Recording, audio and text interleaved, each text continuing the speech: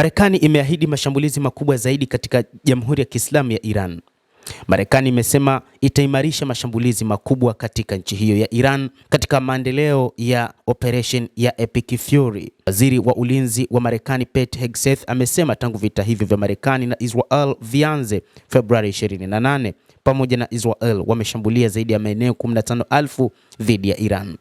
Akizungumza na waandishi wa habari, Hegseth amesema mashambulizi ya Ijumaa yalikuwa ni makubwa zaidi kuwahi kushuhudiwa tangu operesheni hiyo ilipoanza.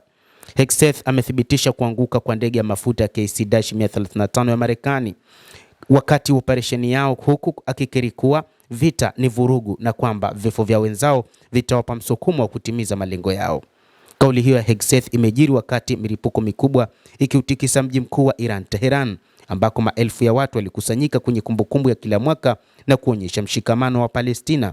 Hata hivyo, hakuna taarifa moja kwa moja zinazohusu maafa. Uamuzi wa kuendelea na maandamano makubwa yaliyohudhuriwa na baadhi ya viongozi wakuu wa serikali akiwemo Rais wa Iran Masoud Pezeshkian, licha ya kitisho cha Israel kulishambulia eneo hilo, kumeonyesha misimamo mikali ya pande zote mbili kwenye vita hivyo ambavyo vinakaribia kufikia wiki mbili sasa. Huku hayo yakijiri, Iran vilevile imeendelea kufyatua makombora yake ya kila siku pamoja na drone dhidi ya Israel na nchi jirani za Ghuba. Jamhuri ya Kiislamu ya Iran imeapa kuwapa Marekani na Israel kile walichokiita somo lisilosahaulika. Hayo yameelezwa na msemaji wa Wizara ya Mambo ya Nje ya Iran, Esmail Baghei.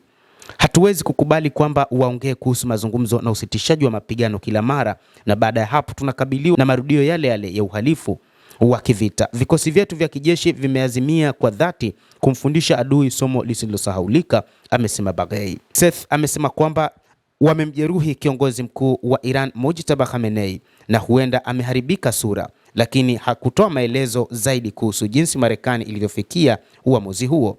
Tunajua anayeitwa kiongozi mkuu mpya, ingawa hana ukuu wowote, amejeruhiwa na huenda amepoteza sura. Alitoa taarifa dhaifu sana jana, lakini hakukuwa na sauti wala video, ilikuwa ni taarifa ya maandishi. Iran ina kamera nyingi na rekoda nyingi za sauti. Kwa nini taarifa ya maandishi? Alihoji Pete Hegseth, waziri wa ulinzi wa Iran. Mojtaba Khamenei alichukua uongozi wa Iran baada ya baba yake Ali Khamenei kuuawa, na hivyo hajaonekana hadharani wala kusikika hadharani tangu vita vilipoanza. Hali hiyo imechochea minong'ono kuhusu wapi aliko na hali ya afya yake.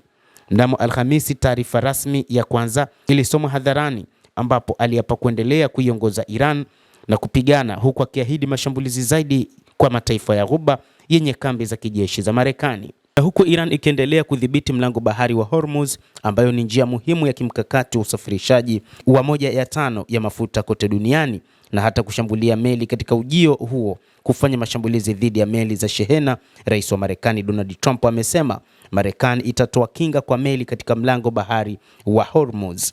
Lakini kwingineko, kansela wa Ujerumani Friedrich Merz amesema kwa sasa haoni haja ya kampeni ya kimataifa ya kijeshi ya kulinda meli za biashara zinazopita katika njia hiyo.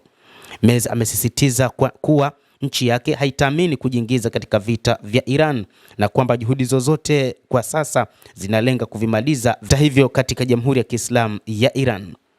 Mtazamaji wa The World News, hayo ndiyo ambayo yanaendelea wakati huu. Ni kile ambacho waziri wa ulinzi wa Marekani Bwana Pete Hegseth amesema wanaahidi kufanya mashambulizi makubwa dhidi ya Jamhuri ya Kiislamu ya Iran.